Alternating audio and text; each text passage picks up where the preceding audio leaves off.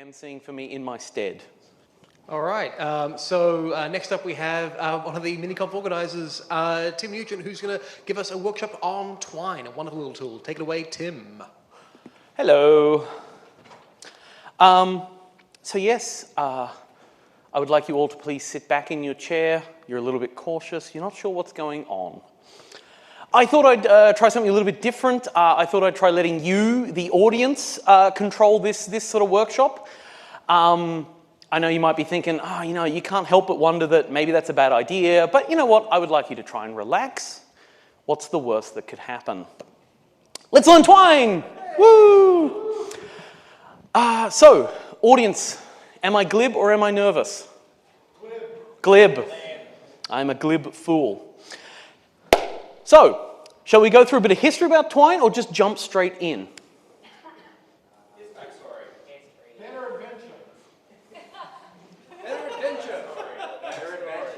Better adventure. I don't really have anything else prepared.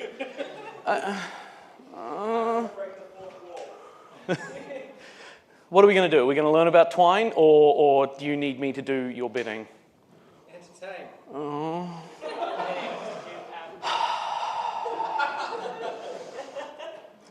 So what are we doing now? Stanley Parable. Okay, yep, you got me. I did actually just steal this whole idea off the Stanley Parable. Shall we just get back on track, though? Yeah, we got a yes. All right, there we go. Whew. Okay, so Twine is a tool for creating interactive fiction. Now, as you're seeing this, you might be thinking back, who here has actually used one of those old choose your own adventure books when you were a kid? Is anyone sort of, yeah, they're great. Everyone ran into them at some point. They've been around for a lot longer than I thought. The earliest ones are actually from like 1912, before the choose your own adventure was even a thing, but the earliest game books are actually quite old. Unfortunately, I would suggest you never use that term in anything you create, because the company who owns that term is super litigious and sues anyone who looks like they're going to make any money off it. So please don't do that. At its core, Twine is all about the passages. Everything you're going to be doing in Twine is you're going to be building up things out of a series of passages. Now, these are what passages look like. This is actually an early screenshot of my slides. The passages are those little individual squares that you're seeing inside of it. The idea of a passage is it's everything that you want to be effectively shown or controlling the flow of things goes into one of these little passages here. This is an early shot. It's got a lot more branching and stuff now, but you, foolish people, have chosen the linear path. So what would you like to know more about? Linking passages. Linking passages. Well, the great thing is links are how you move between passages. Ta-da, it's magic. So if you think back to that picture before, you had all these little boxes. The boxes contain your story. I'm probably going to call them nodes a lot, because or vertices, because I come from like a comp-sci background, so it's going to be nodes and edges instead of links, instead of passages and links. But how do you make these? It's really easy. Anytime you're just typing and you suddenly want to make a link in your text, you just stop and you write some code like this. You just use, two of them. What are the square brackets called again? Actually, they're just called brackets, aren't they?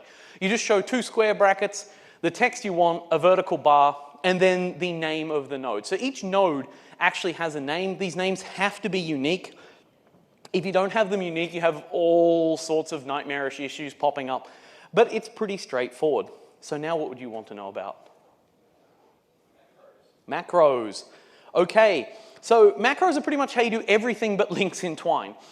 So Twine has this slightly unusual perspective. I come from a very comp-sci background, so the way Twine handles a lot of this stuff is slightly weird to me, but apparently it works really, really well with writers, which is where it's primarily focused. I kind of want to get across the point that outside of the actual branches, these little passages, linkages that you make, if you want to do anything else that's not just text in Twine, you're going to be doing it through a macro. Now, macros do actually change a little bit depending on the variant of Twine you're using. But as a rule of thumb, what most languages would call a function, Twine would call a macro. So you can sort of think of them in your head the same way. They are a little bit different in that, would people call if a function in most languages? I mean, personally, I wouldn't. But in Twine, if is a macro. So it's kind of the same thing. But they've got macros for all sorts of stuff, and you can define your own if you want. But you can't really get anywhere unless you've also got variables. So Twine is actually, under the hood, it's JavaScript because it's a web-based tool. Its type system is nothing at all like JavaScript's, which you may like or you don't like. I'm not going to even get into that. I'll leave that for other people.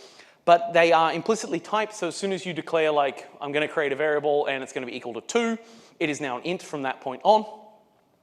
They are statically typed, so you can't actually dynamically change their type on the fly without doing a couple extra steps. It's not that bad. Generally, when you say static typing, people think a little bit more rigorous than what Twine likes, but it basically just means you can't add hello to 1 without being a little bit more explicit in this case. And every non-instance variable actually has defaults. So that's mostly, I believe, to probably avoid crashing on unwrapping a null variable, because writers don't want to have to worry about null variables. So you want to know more. What else would you like to know? Under the hood. Under the hood, excellent. This is my favorite section. It's all web-based. Web-based, you say? So yes, under the hood, when you're actually writing Twine itself, when you're saving Twine, the thing that Twine actually has under the hood is it's just running in a browser. It's just spitting out a HTML file. All Twine is a single HTML file. You can split it up if you want. Don't do it. Don't even get into that. With a JavaScript runtime, all the data is embedded in there, and it generates this lovely little web page here. Now, you might be worrying that means you need to know HTML. I'd be willing to put money on I'm the worst web developer at this conference. I'd be willing to put money on that. If I'm not the worst, I'm going to be awfully close. I once actually got told off at a conference saying, man, your web dev skills are at least 10 years out of date. And I'm like, that's good. That's the last time I did professional web dev. So, you know, I thought that was comforting to me. But the main thing is you don't have to worry about web. When you're using the built-in tools, and I'll show off the tools in a little bit when hopefully we get a little bit more interactive, Twine uses this thing called a story format. We're going to be using Harlow by default. There's a few others. There's Snowman and Sugar Cube are the two most common ones.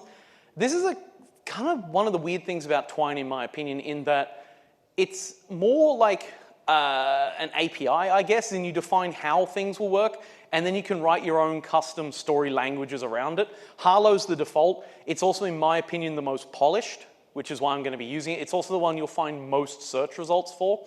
However, if you ever like playing around Twine and you see something and suddenly the brackets are using a different bracket format or keywords have changed, that's because they're using a different story format.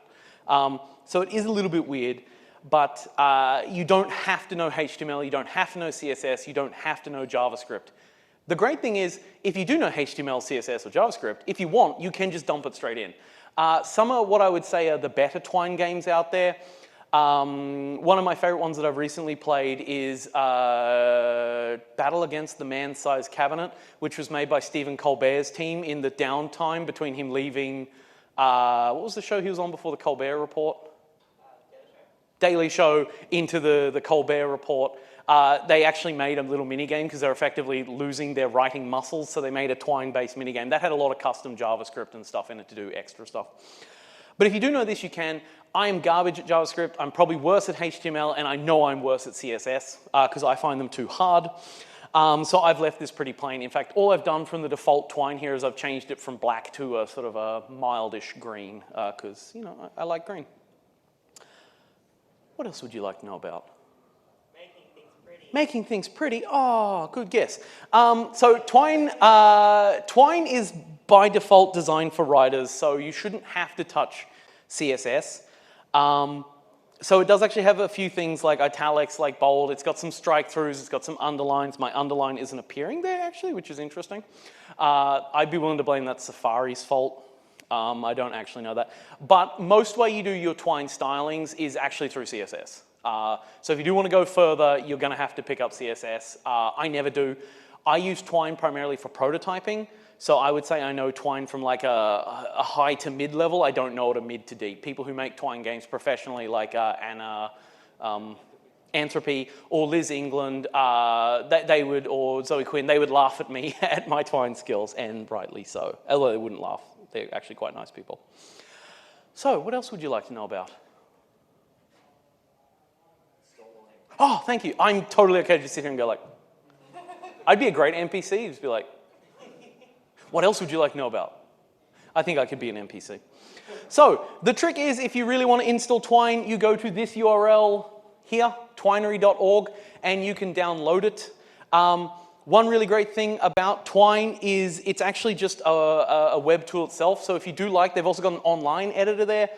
I found some slightly weird things with the online editor myself. Again, that might be as a side effect the fact that I was doing all my testing on my iPad on mobile Safari, so it might be better on Chrome. I'm honestly not sure. I always download the tool and do it that way. It's like 10 meg if you want to grab it. It's really, really small.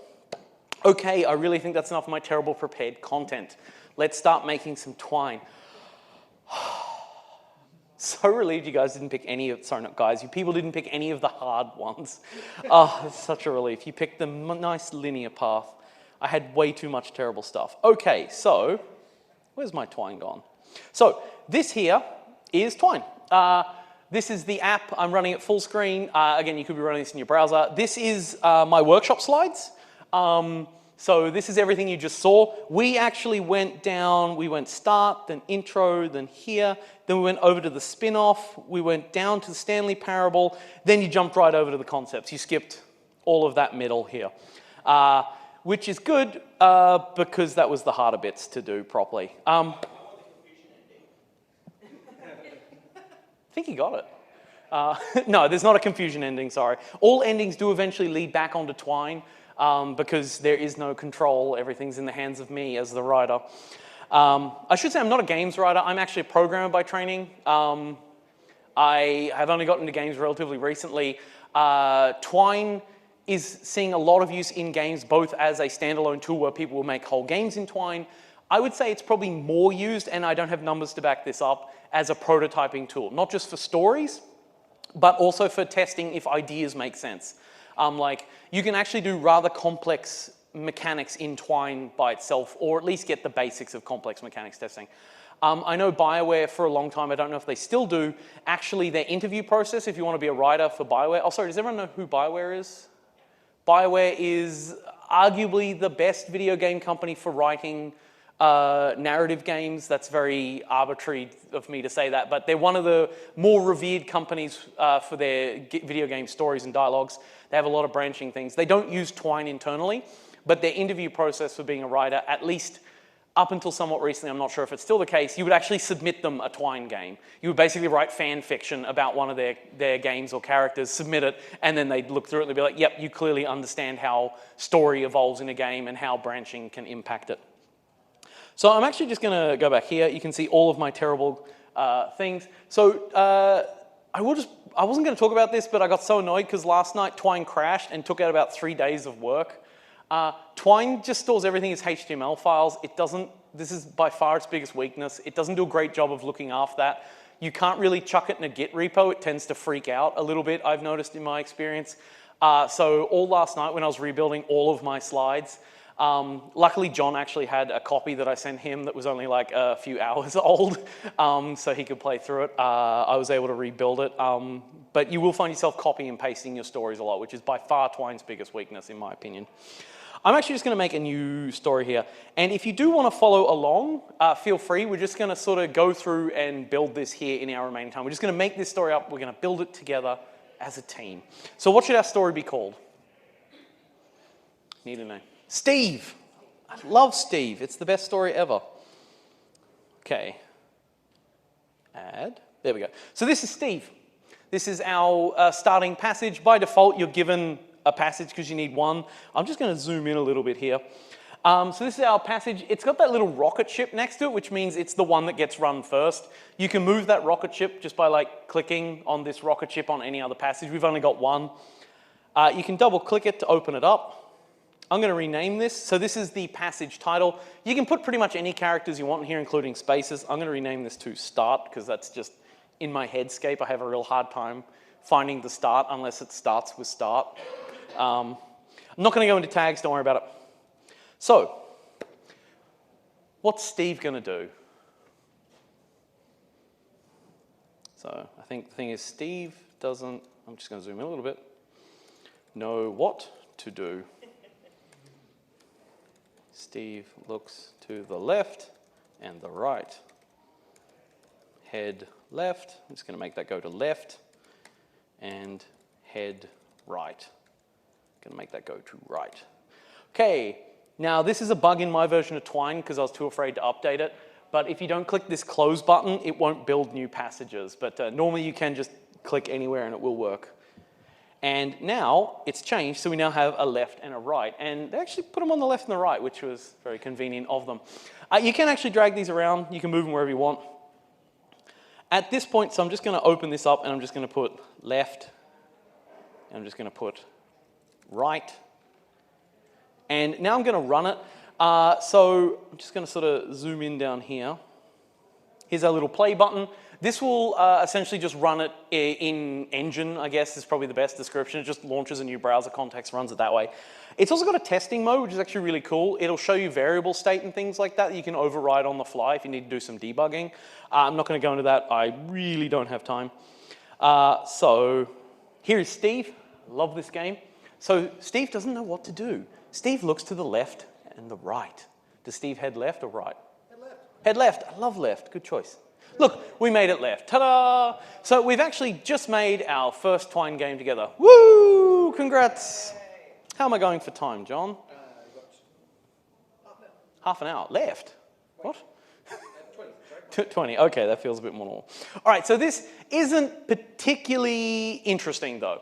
And it is worth just pointing out, you can, I believe, technically, because of how maths works, build any story with any level of complexity just using links, but it will get a little bit messy. So instead what we're going to do is we're going to put a challenge in front of Steve. I think we're going to make it so poor Steve is going to have to find a key and then use the key to open a door. So in the right, we'll just go, Steve sees a door. And then I'm just going to create, here's my first macro. So I'm going to create the if macro, $door locked is true. Then inside these brackets here, this is what Twine calls a hook. I would probably call it a code block in any other programming language. So macros have hooks associated with them. I would probably say functions have code blocks associated with them. This is what runs if in this case, the if evaluates to true. No matter how hard he tries, he's a dude now apparently, he can't open it. Okay, so we've now got, I'm just going to zoom that in a little bit again. So we've got our first macro here. We've got Steve seeing a door, and he can't open it. So we'll also do an else. It's just that, yep.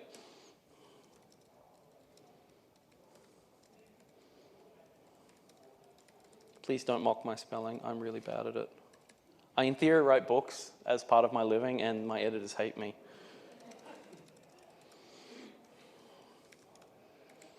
Obviously, you should probably have a better naming scheme than this for your braces. All right, so what we've got here is we're going to start. We're going to go into right. If we hit the right, oops, sorry. We're going to hit a locked door because door locked. By default, it's actually going to be unlocked because variables default to false by default. So he'll actually just be able to swing the door open, go on down the path. So we're going to have to change that. We can change this pretty much any way we want. You can actually create custom nodes which run before the story starts.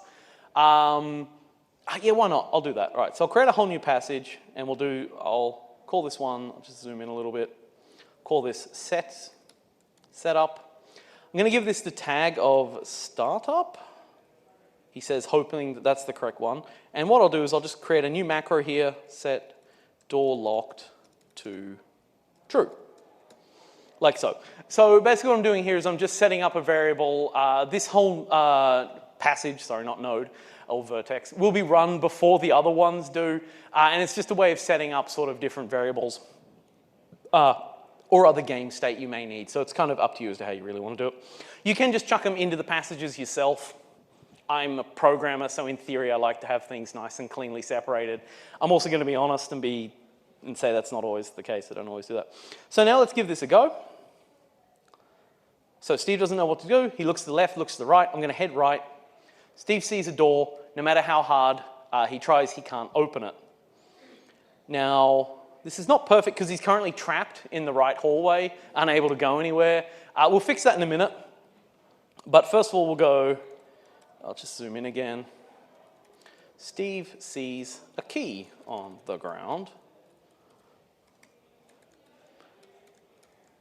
Pick up the key. Obviously, I'm going to be honest, I'm not a writer, so my dialogue tends to look like Zork, where it feels like you're going action noun.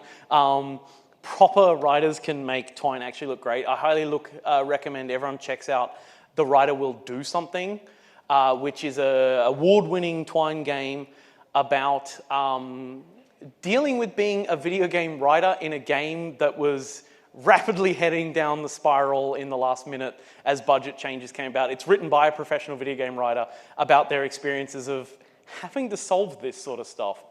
And it's very fascinating. Who wants an old key anyway?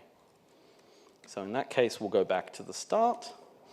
All right, so we'll close that. We're getting more nodes here. This, incidentally, is what I would say both a strength and a weakness of Twine. It's very easy to make lots of passages very quickly, which is great. It can also get out of hand very quickly. You could sort of see with just my slides, that had about 60 nodes in it. That was already getting a bit cluttery and hard to sort of follow. Is that actually a problem? That's debatable. It is just something to be wary of, in my opinion. So first thing we'll do is we'll just zoom in, set $door locked to false. Oh, sorry, I forgot to say this. Variables in Twine start with a dollar symbol, and then just standard sort of variable naming schemes. Annoyingly, variables are case insensitive. That really irks me for some sort of deeply ingrained, like, university lecturer brain in there's like, no, you can't do that. But door locked, spelled all capitals or lower cases, is perfectly valid if you want. So our door is now locked. Wow, what a heavy key. So then we'll just go, I wonder if it opens that door over there. This is such good dialogue. Jeez. BioWare should be paying me. Oh no, it was called path, not door. Oops. Well, this is a great chance to show you how you delete things. Then we get a little pop-up. Yes, delete. It's gone. And we're also helpfully being shown by Twine, hey, you've actually got a broken link here. You've got an edge in your graph that doesn't. You've got a link in your passage that doesn't go to another passage. So I'll just quickly fix that. Path, like so. Okay, so now, unless I've made a mistake, which is possible, let's see what happens. I did bypass the door. Whoops. Good catch. No, I meant I did that intentionally, and it was for you to all to pick up on it. And I'm just going to space this out because I like mine to look neat. There's no technical reason for that. I have issues. Okay, Steve doesn't know what to do. He looks to the left, he looks to the right. We still haven't fixed that bug if he can't leave that right room, but okay. So he heads left. I'm going to pick up a key. Wow, what a heavy key. I wonder if it opens that door over there. Sees the door. I should have actually put in another check so you actually push the door and so on and so forth. But you're sort of getting the point of how you can build up slightly more intriguing dialogue. And again, you could have built this out by more links and pathways. It just would have taken longer and been harder. So we go down the path, and now we're stuck at this path. So that's sort of, at its core, I would actually be willing to bet that's like 99% of Twine that anyone ever uses. There's also an else if you need to do more. Now I kind of want to show off something a little bit more complex because one problem I've had with a lot of Twine is if you take it to people who are writers, they tend to be like, wow, this actually seems really interesting. I like it. If you take it to people who are generally more programmer focused, I'm willing to bet most people here have some sort of programming background to some degree, they tend to feel like it's a little bit limited. And I very much disagree with that assessment. If nothing else, it's already handled the problem of creating a text engine for you. As someone who makes a text engine, that is not easy. They've handled it for you. And it is also used everywhere for good reason. So I'm just going to I'm not going to rebuild it because I know I'll make a mistake. So this is based on someone else's code that I saw. I'm just gonna, actually no, I'll just go back to the original version of it. So this is based on some code that I found online when I was trying to really get into building some more complex mechanics. I found this, I don't know, it would have been 3 or 4 years ago. And it's actually a slightly more interesting version of showing how you can build these things up. Actually, no, I've changed my mind again. I'm gonna do it this one because you sit back in your chair cautiously, relax, what's the worst that happen? I think he's a bit nervous this time. We're going to demand a better adventure. No, I'm the protagonist. We're not going to talk about Stanley Parable. Okay. Not so fast. You have to get first you have to get past my mighty McJones lock. So this is obviously causing a huge conundrum. So in this case, you could think he's bluffing. No, I'm not. What you can do is panic. You can't help but notice, I might zoom that in, sorry, because it's not got my custom CSS of pressing the Command plus button. You can't help but notice the code to the lock is 11388. That's okay, you know. We can all zoom in and enhance. We've all seen CSI. So we're going to attempt to open the McJones lock. I'm going to make this a little bit bigger. All right. Okay, so what I've got here is this is based on someone else's code. I'll look their name up in a moment, and so that way they get properly attributed because it's not mine. I did modify it a little bit. This is actually a lock. This will actually work exactly like a combination lock, and this is written 100% in Twine just using macros and hooks. So for example, does anyone want to suggest a code to put in? 4837. 0. Didn't work. All right, let's, oh, sorry, we've got to go back to the panic. All right, would anyone like to suggest another lock?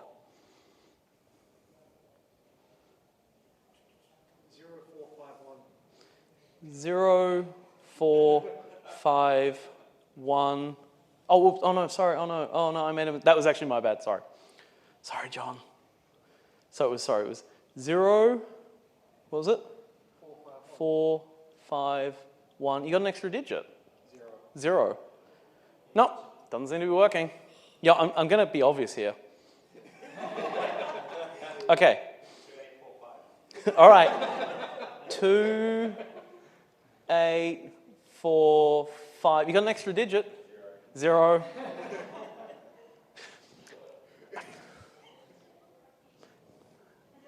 Maybe I'll just hang on. Let me try adjusting the screen reflection.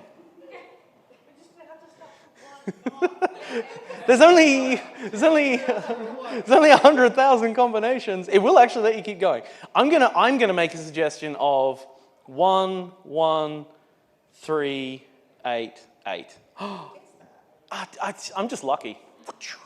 So this is actually yes. I'll just close this now. But that was written entirely in Twine itself. This actually works by using an array. Twine actually, you can create array of variables using more custom macros and so on and so forth. So here, it's basically just showing, this is some text which will get dumped in, and it's setting individual positions on the dials based on what you pick in there. And the actual dial check itself, power spin-off, or is this one here? So basically, I've got to check that if you've punched in the correct number and it wasn't correct, reset the dial to an array of 5 zeros, and then start the counter again, and then be a jerk, and then reset it. And then inside the lock itself, which is that one, there we go, sorry. See, this is why you space things out. What it's actually doing in here is it's actually going through, and this is not the cleanest way of doing this. This is the easiest way of writing this, which is actually to sort of build it up in chunks like this. So I'm actually going, I want the first element to, if it's equal to 1. I want the second element in the array if it's equal to 1, then 3, 8, 1, 1, 1, 1, 3, 8, 8, yeah. And this is sort of showing you can actually build a lot more complex sort of mechanisms in Twine itself just using Twine. You don't have to jump out to JavaScript or its own programming language. There are people who have built entire RPGs in Twine. Obviously, you are limited by the fact it has to be discrete mechanics. You can't do real-time mechanics with it because it just, how would you do real-time mechanics? If someone can work out, do let me know. I would be very impressed if someone could work out how to do real-time mechanics. As to sort of customizing your Twine, so I'm just going to jump back into Steve now. That sounded weird. Going to go back into the Steve story. I apologize. So like I said, I'm really bad at web, so I tend to try and stick to the basics. So you can do really sort of basic markup, like so, or is it that slash? Might be that slash. Never remember which way the slashes go. Doesn't really matter. I'll look it up. I'll cheat. But if I now run this, Steve has now gone italics. And that's sort of how Twine works. It's got a really simple markup. It's got about 5 or 6 different markups. It's got its own markup language because everyone has to invent their own markup language. Why we can't all agree on tech, it was the correct one, I'll never understand. But we can't. But when it sort of comes down to it, you are very limited by what you can do with this, so you tend to find yourself trapped in the world of CSS. You can add your own custom CSS. I'll just jump back to my workshop one here. You can... This is just normal CSS in here. There's a few predefined sort of Twine IDs that exist, you know, Twine story, Twine link, Twine body, blah, blah, blah, blah, blah. In this case, I'm turning off the sidebar and the undo button. Twine, out of the box, actually has a go back. I personally hate that. I like the idea that if the user made a mistake, they're trapped in their own punishment. That's why other people always do game balancing and not me in games. And then otherwise, I've just set the colors to something sort of nice-ish looking. I don't have the best design sense, so I apologize if it doesn't look nice. And that's how you can do it there. Now, with the final little bit of time left, I just want to show the reason personally I think Twine has taken off is because of the really hard work of the various people who pushed it, especially in the LGBTI community. They really pushed it particularly hard. But one interesting side effect of Twine being web-based is it's the easiest tool under the sun to publish. I'll show you how you publish Twine. You just go down here, click on this, you go publish to file. You then just save where you want it. I'm going to save it to my downloads folder because that's where all important documents should be saved. Ta-da, we've just created our Twine game. This is now finished. This is good to go. This file, if I open it up, is a completely working version. I did make a couple little tweaks to this in the CSS after the fact on my final one because I wanted to change a few things after I'd already baked it, and at that point I was too afraid to touch the Twine again, so I didn't. But this is actually a truly monumental advantage of Twine that, as far as I can tell, almost no other tool out there has, in that you can just, if you have the capability to host a HTML file, and not only do you not necessarily need the capability of like running your own servers, there's so many free services out there, you can just give them the file and it's done. And that is, I think, a really underappreciated part of Twine. There it is, yeah. So with my last few minutes, that's pretty much all I have prepared. I could go into more stuff if you want. Here's my giant blob of slides. I'll actually make this Twine file available later if people want it. I have about 5 minutes according to my proctor John there, who is going to start throwing rocks at me if I go over. So does anyone have any questions about any of this? Hopefully I didn't go too fast. Yes. Oh, I don't know if you need the mic. I think you need the mic. John, he needs the mic. And hopefully you want to start using Twine. Like, I'm actually a professional programmer. I still prefer to do a lot of stuff in Twine because it's easier. I forget the terminology, but on a single page, Yep. In your custom CSS, you just had body, and then you would set the CSS to whatever that was. So I assume every single page is just using that same body. So body is from memory for the whole surrounds of the page. Story is for an individual passage from memory. I'm going purely from memory. I'd have to look it up exactly, but basically, yes. So could you make separate passages use separate CSS styles? I've seen it done. I'm not sure how off the top of my head you would do that. You may actually have to set some sort of custom flags yourself. It is worth pointing out you can actually just write HTML directly in a passage. So my gut feeling would be you do it that way. You would just override it here, and then next passage override it back would be my gut feeling. Like I said, I'm a truly horrific web developer, so yes, I have seen it done, but I'm not sure how you do it, sorry. And so I assume in the same way that you could also use that to embed images? Yes, so I did actually embed an image in passages here.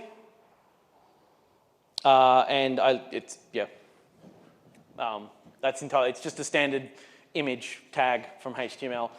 So, like I said, I used Harlow. There's SugarCube and Snowman, and from memory, SugarCube has built-in support for showing images, but what it does is just a custom macro that under the hood dumps this text out. So it's still doing the exact same thing. This is all written in Twine 2.1.0, I want to say. Could have my numbers wrong there. Twine 1 actually had implicit support and would embed the images in. I've also seen people will base64 encode their images and then call them that way. I'm not a big fan of that myself because it just bulks up your story with huge blobs of blur that you can't really look at. It's a personal choice though, but yes, you can do, I do images this way. You can do images base64 encode, or different story formats have different image support as well, yeah. Any other questions? Yep.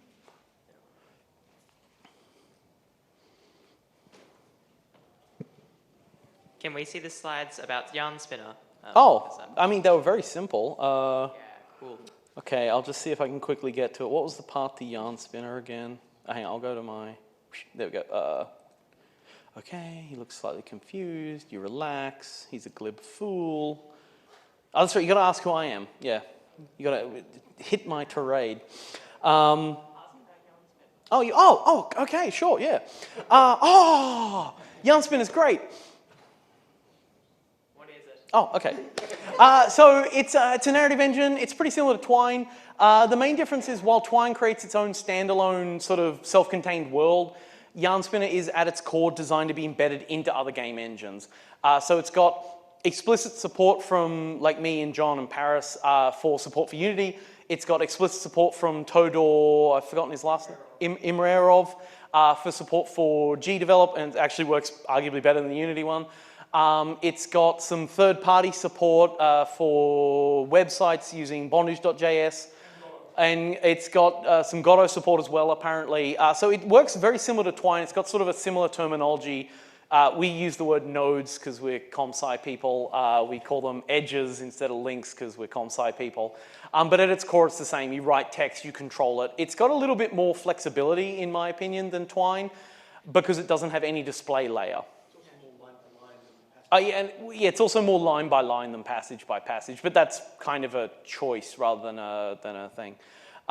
If you're interested, you go here. It's great. That's a new website. It's much nicer than the old website,